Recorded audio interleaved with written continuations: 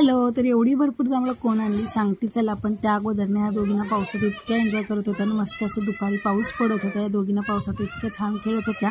यांना बघून आम्हाला देखील मस्त वाटत होतं. मस्त गाणं म्हणणं यांचं चालू होतं, का पावसाबरोबर डान्स करणं देखील चालू होतं. त्यानंतर रात्रीच्या वेळेस आली होती कार्तिकीचे ना आजी आजोबा.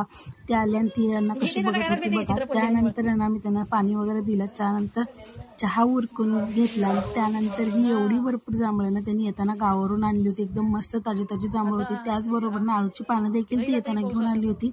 त्यानंतर ना इकडे जांभळं धुवून खायला घेतली. तुम्ही बघू शकता किती रसाळ जांभूळ होतं. त्यानंतर ही एवढी सगळी जांभळं आम्ही फ्रीजमध्ये ठेवून टाकली. आणि त्यानंतर ना मी लागले इकडे स्वयंपाक बनवायला. एक साईडला मी भाकरी बनवायला घेतल्या आणि एक साईडला ना मी जी आळूची पानं होती ना ती देखील लगेच लावून घेतली.